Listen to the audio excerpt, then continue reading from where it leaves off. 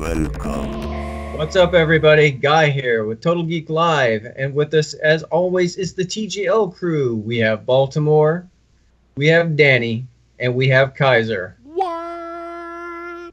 And today we are doing another 19XX, going back to the way back of 1984, where, if you haven't guessed it already, we're talking Indiana Jones and a certain Temple of Doom. So let's get down to the nitty-gritty and get down to the trailer, because it's time to get ready for that trailer, because going forward, we walk from here. Everybody got your trailer queued? Yeah. All right. We are starting it now. I'm glad it's been approved. I know. For all audiences. We're all audiences. I know that now. Ominous music. I love how Paramount works in actual mountains into their logos. Always managed just to get that mountain. Oh, that subliminal. Strangest high school stage play ever. Data! I like that guy. Has good fashion sense. That is serious. Let's get nuts! Steven Spielberg and George Lucas. Low Ram. Good thing they didn't fall off an elephant. And the Temple of Doom. You don't believe me. You will, Dr. Jones. There ain't no time for love, Dr. Jones. Stop that. I love that throwback. I love how that play on the first film.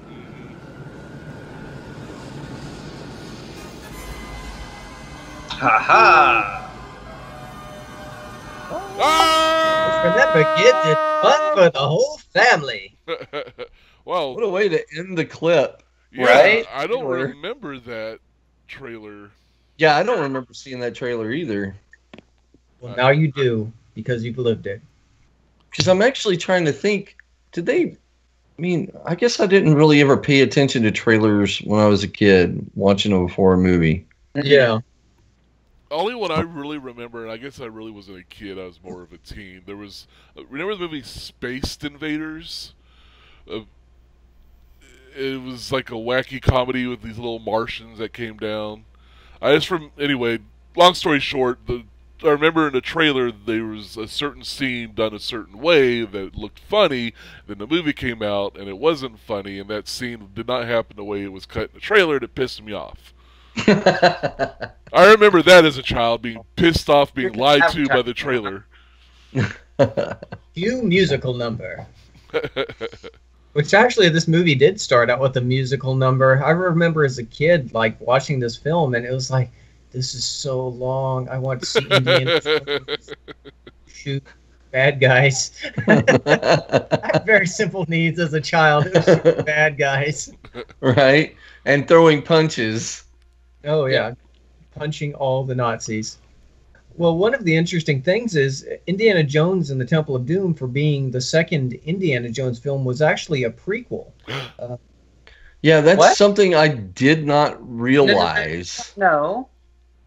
Raiders of the Lost Ark was set in 1936. Temple of Doom was actually set in 1935. Which maybe explains a little bit more of the darker tone we see here, because Indiana Jones is far more mercenary in this film. Right? Was in the second one. And his teaching, background is never alluded to. He's straight out going out looking for treasure. And that's all he basically cares about for the most part. Has that ever been kind of talked about before, or just kind of glossed over? I don't know if they've ever really talked about it, at least nothing I've seen. I'm sure some expanded universe probably has touched on that in some way. But, like I said, it was... he didn't really talk about his academic background. He was far more just, all I'm looking for is fortune and glory, as he said. Wow. So then that callback where he doesn't have his gun is kind of weird then. Yeah. Because... Well, I guess it's... Maybe that reminded him for later. Maybe we're thinking about it wrong. Yeah. Maybe he it could just be that that's like the thing that he does. when people are swinging their things around in front of them. You know, it makes Yeah, sense. that would be what I'd do. I'd grab her gun. Stop Don't swinging you your think- things at me. Doing all the things. But in comparison to like Last Crusade and even Crystal Skull, this was a dark film. This was like a super dark film for not just Indiana Jones, but For the just time. action films of the '80s in general. Because this thing was gory. Yeah, yeah. It was pretty gory. The whole heart thing, and then the buffet of nasty foods. Oh yeah, and that was all practical special effects. So the monkey, what was it, monkey brains? Yeah, the chilled Monkey monkey brains. brains. Chilled monkey brain things, and then all the No. nasty things floating in the I guess that would be a broth or Yeah, eyeball soup. it was some type of eyeball soup. And that bowl of bean boozled that he had to eat. And then Snakes. the melting And he never heart got the toothpaste. that was still pumping. Yeah. And there was really gruesome stuff, but it was cool that those were practical special effects and not not the stuff like nowadays we would see it would just be computer generated or whatever. Yeah. And then they had the awesome, it's one of my top 10 kind of chase scenes is the minecarts. Oh yeah, yeah. I mean, Oh my that god, so cool. minecart thing. I've been through virtual reality rides that kind of try to mimic that whole concept of it, but everybody goes back to Temple of Doom. Oh yeah, every Minecart video game since this movie came out has had a minecart level at some point. Right. And even Its Harry own video. Potter has mimicked it. Yeah. Mhm. In the when they went to the bank and was Guts. doing all that kind of stuff. So Oh, right, yeah. right, yeah, and I've seen it in cartoons, Mhm. mimicked and all that. It's just such a classic, classic piece. It's really cool. I'd say that probably the most gruesome thing in the whole movie, outside of those chilled monkey brains and the gooey flaming hearts, was probably Kate Capshaw's performance. You don't like the Willie Scott? Did she? I couldn't, and this is like my favorite indie movie, but every time she's on screen, she annoys the living poo out of me. Really? Yeah, she Yeah. does. Her character, Willie Scott, just is annoying. That's so funny because I actually liked her better than the one in the first one. Better than Marion? Yep. Wow. I've never heard anybody say that. Right, because it seemed like Marion could hold her We have own. a first on TGL. Yeah, it seemed I like. like Kate Capshaw. I don't care what they say. Aw. You can like her Because all you Willie want. Scott's character seemed like she was just always in the damsel in distress kind of thing, She's whereas always Marion, in that mode, yeah. and Marion could at least hold her own. True. Yeah. Exactly. I guess it was the whole Yeah. but playing she's that saying- damsel in distress. saying- Because I think Willie Scott basically either whined or screamed her way through every single scene in that film for the most part. I think so. Yeah, she never really just talked normally. All her lines were either whining or screaming. But I guess in context it makes sense because she wasn't really an adventurer. She was a lounge singer that, Right. She got caught roped into it. Yeah. obviously someone like that is not gonna, really fare too well in that, and she didn't, and at all. Yeah. Well, and then can we talk about probably my favorite character, Short Round? Oh my god. Yes. I love me some Short Round. I wanted a New York Yankees hat like his. Nice, yeah. I wanted it so bad. The old pinstripe looking Yankees hat. So flippin' cool. Yeah. I tried to drive a car like that. Try to tie things to my feet so I could reach. Did you? Well, I could reach, but I didn't have the keys. Oh, Aw. Nice. Less fun, but probably for the best. right. Yeah. But there's a lot of stuff. As I said, it was one of the darker stories, and I've read in places George Lucas actually wrote it darker than he meant to because he was going through his divorce at that time. So he kind of transferred those negative feelings into that, and well, okay, rip the heart out. There you go. Well, now we know a lot more. Right, and then dip them into boiling lava. Because let's go into that whole sacrifice scene with Mola Ram. I mean, it's like, let's just go through a walkthrough of the whole scene. He walks over to this poor, innocent slave, goes over there, rips the guy's heart out, but it's like a clean rip. He lowers the guy into lava, and while the guy starts burning, the heart starts burning. He's holding it up. Everyone's like banging drums and chanting. It was...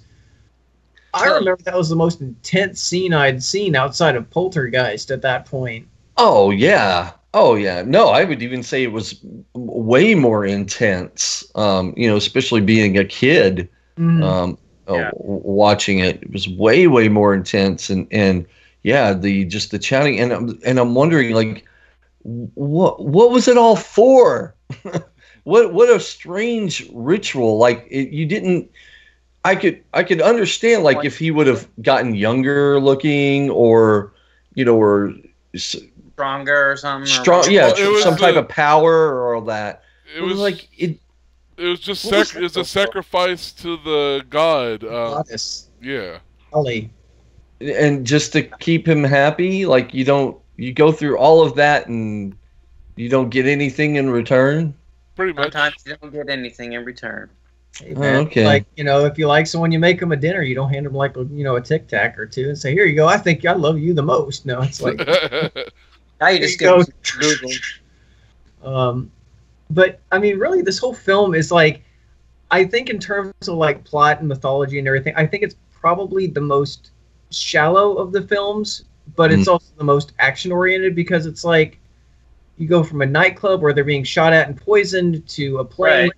Goes bad to a raft that they die. I mean, let's be blunt. They die the second they hit the side of that mountain. All their bones would just shatter. But they slide down, fall off a waterfall, go find this village, and then immediately they find this hellish nightmare temple where it's non-stop action scene after the other. Right. The fight with the big guy and the rock-crushing conveyor belt. I mean, they had a gruesome end too. It was kind of the Temple of Doom's version of fighting the big guy in front of the plane. And the propeller can, from the that was a gruesome scene from the first Indiana Jones. So he's like, how can we top that? Between the propeller guy and the face melting Nazis, how do we top this? Exactly. We'll put someone in a rock crusher. Rip someone's heart out. Eat monkey brains. But did you guys play the arcade game? Oh yeah. Oh man, I love that. I dropped so many quarters in that, going around and saving the kids and saving all the kids. Yep, and climbing all the ladders and whipping all the bad dudes. Right. So did you always have the whip, or did you have to pick up whips? I can't remember. You always had the whip because that's how you were like swing across on the posts and things like that. That's right. Okay, but there was some type of power up you could pick up. Was it the gun? Can't remember. Maybe it was a gun. It's been a while. I might have to pull that. Because there was 4 segments in that game. There was running around freeing the slave children. There was the minecart scene, which I normally sucked at, and I would always the bad guys would always knock me off. Yeah. Same here. Stealing one of the Sankara stones from the Kali idol. And the scene that I never got to, I mean, I had to look up the ending. It actually does have an ending, where you fight on the bridge against the Thuggy cult and then Mola Ram at the end, and it even does the, go see Kali in hell, and it that's one of the first times I ever saw the word hell in a video game. Wow. That was before the ESRB. Exactly. It'll come as a surprise to nobody, but I sucked at this game. It was so hard for me. I'm like, I can't. I don't even.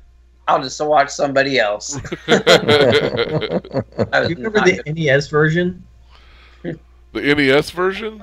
Yeah, did you ever play that? That was the side scroller, yeah. No, Yeah, no, no. it was There's an the arcade. It was the arcade port, right? It was the arcade port. I but, don't mean, think I ever did. That was on the black cart, right? Yeah, it was Tenjin. Yeah. Yeah. But yeah, I mean that was not a good translation. They never did a good home translation of that particular. Yeah, I couldn't imagine the graphics being No. Indiana Jones looks like reasonable or realistic or whatever. Yeah. It was subpar. I do remember that, but I don't remember playing it. I remember seeing it. Yeah. I just kind of want to end this and start playing Temple of Doom right now. So I'll talk to you later, guys. I'm gonna go ride in some minecarts and die. Yeah. Die a lot. So, one of the other thoughts, Mola Ram, the big bad of this one. What was your thoughts about this guy? He was scary as heck. He needed a hug. He was very intense. Yeah, he needed a hug.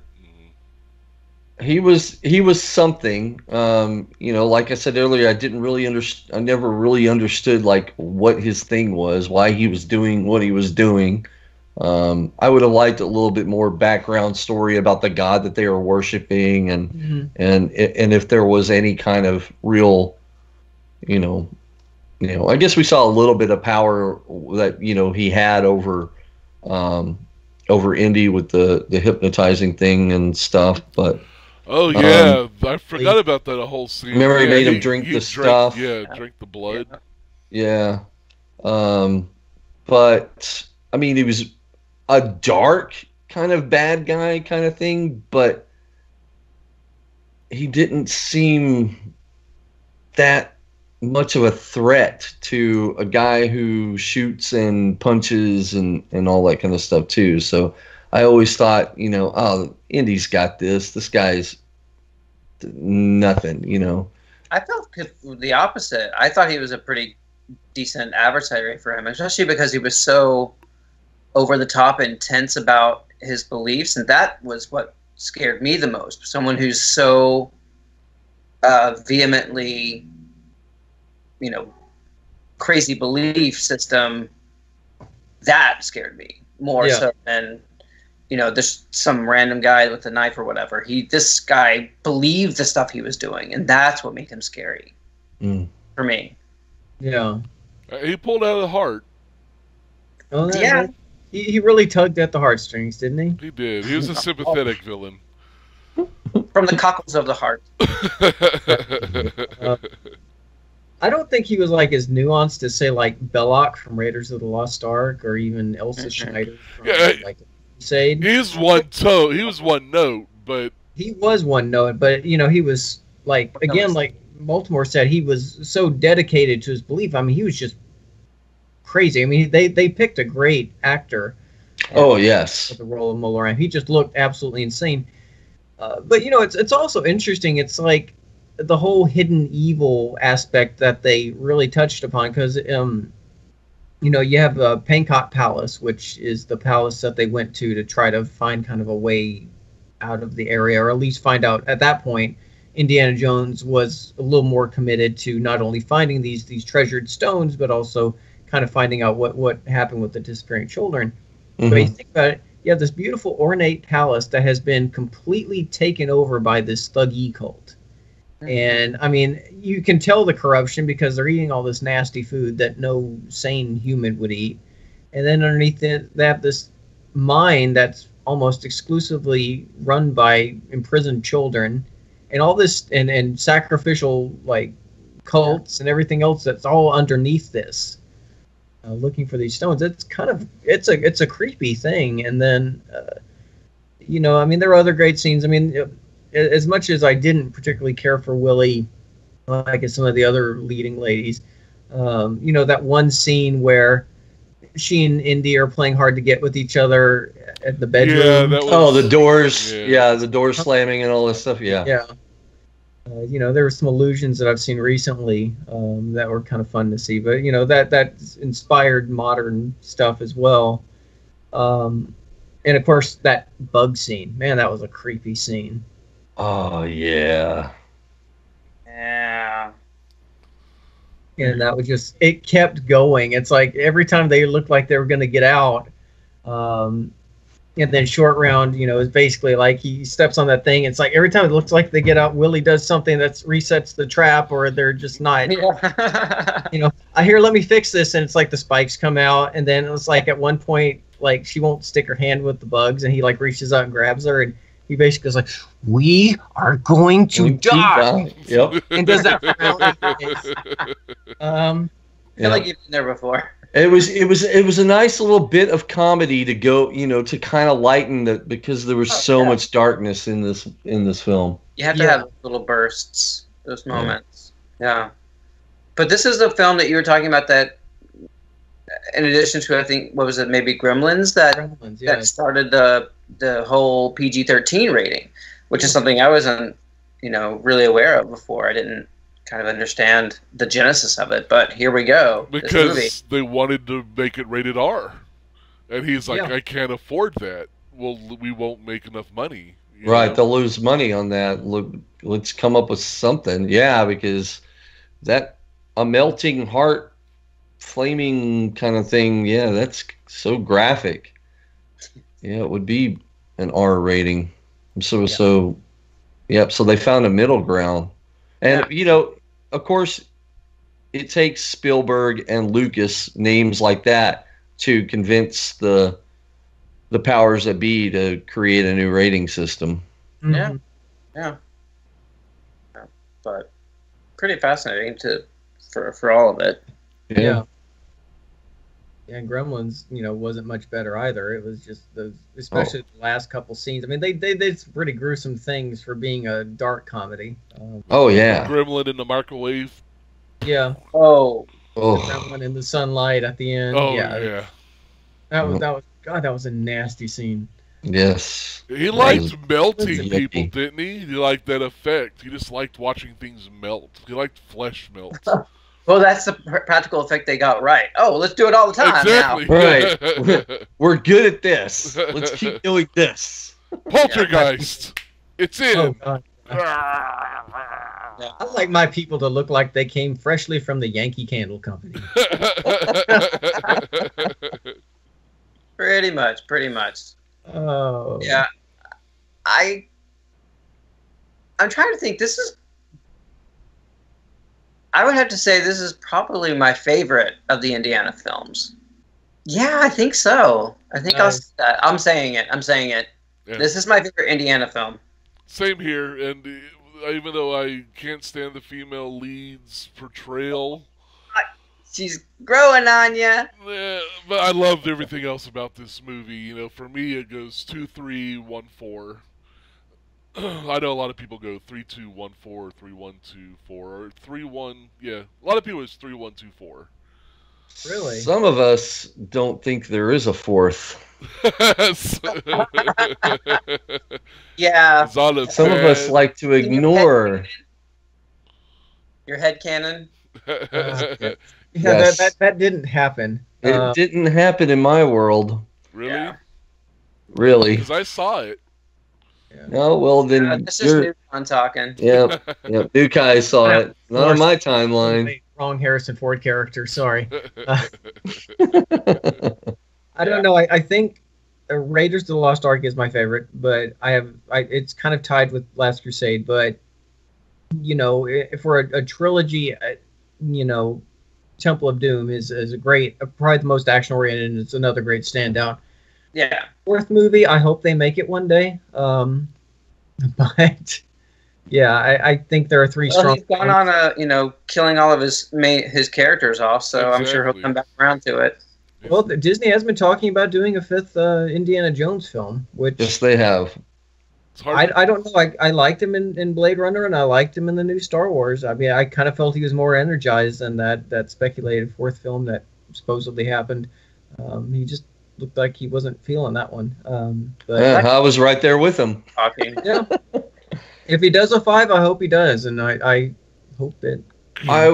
I would really be okay with him, like, let this be a curtain call for all his characters, and the fifth one, his character takes that final journey, And if they want to keep the franchise going, then, you know, start with New Blood. Yeah. Whether it be, I would be okay with a daughter. That make it kind of change the dynamic a little bit. It'd be really kind of cool. And that way they can compete with that Tomb Raider girl. But I would be okay with just give us one more indie movie and then move from there. Okay, so if you give us one indie movie, what era do you put it in? I mean, because clearly he's 2049. I'm sorry. Far, far away. Sorry. Yes, 2049 in a galaxy far, far away. Yes. Yes. So no, it'd have to be the that's 50s, a good 60s, I guess, at this point. question. Yeah, because you need it after World War II. Yeah. Definitely. But after that. Does a Cold War indie movie work? Well, they tried depends on that. where he said it. You know, it could be during the Cuban Missile Crisis or something. I don't know. Right. We know it's not going to involve Nazis because No. Spielberg has already put his foot down with that. Yeah, because it's like there's no way to justify it. It's like, well, World War II sure took a lot out of me. I'm old and gray, and yeah, it's like no, you can't do it. Maybe some old Nazi. Go to Argentina. Maybe, or he could have a standalone where he doesn't have a political force that he's going up against. It's just a straightforward adventure. Just adventure. It's National Treasure 3. Yeah, exactly. I want that movie. Yeah. You know, it's the American government that's working against him because they wanted to do this, and he's going against to stop them from using it. I mean, there's options. I mean, I'm sure they can figure it out, and I hope they do. That would actually be an interesting twist. Yeah. I don't know if I'd ever want an Indiana Jones recast. I know they keep trying. They keep trying to make it a thing, and they tried to make Shia LaBeouf the successor, and I'm like, No. No, I don't want recasting. I want him and his character I want him to be the only person that played that character. You know, besides the young Indiana Jones one, but for the movies, and just. If you want to make more movies in that cinematic universe, then let it be his descendants. Yeah. Or you can make it animated. I mean, make it animated series are far more episodic in content these days. So I mean, you could do it that way. Carry it on in video game form. You know, he's had a few video games. Most of them not good, but right. But you put. You know, like the new Tomb Raider stuff and like Assassin's Creed Origins, you know, you put an indie game together with that production value, you know, you can continue telling indie stories in that context. I would be okay with. You know, if it was something like Fate of Atlantis, which was like a really great point and click, or even their version of Last Crusade, which was good. But yeah, as long as it's nothing like Infernal Machine or anything like that, which was... They tried. Indy. Oh, Indy. Yeah. Indy. If they reboot it, wait 60 years after I'm dead. Yeah. Yes, please. Indiana. Yeah, but this makes me want to go back and watch, you know, at least the, you know, the first 3 movies. Mm-hmm. And You mean the only 3 movies? Yeah, the only 3 movies. Yeah, the only 3 films that exist, and nothing more. And nothing more. Yeah. Well, I think that's all of our Indiana Jones talk for today. So this wraps up our 19XX for today. If you like this and all of our other 19XX content, make sure you like, subscribe, comment. Tell us what movies you'd like us to cover next, or even 1980, 1990 subjects you'd like for us to talk about. We don't just do movies, you know. So anyway, that's it from the Total Geek Live gang. And as always, it's all geek to us. That's Take right. care. Bye. Bye! Da da da da da da da da da da da da da. Just like Indiana Jones would dance, yeah.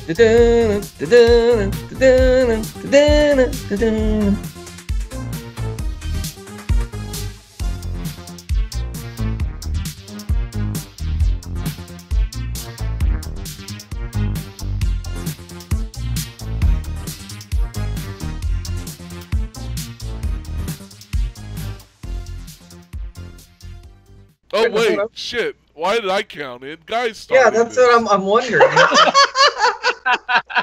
I was just gonna let you. I thought like that's I was like, or this is gonna be something. fun. I was just. Let's Kaiser start and the Guy, show. battle of alpha supremacy of narrating the Indiana Jones. Two have to walk keep in, this one in. walks out. Soon, Kali will rule the world.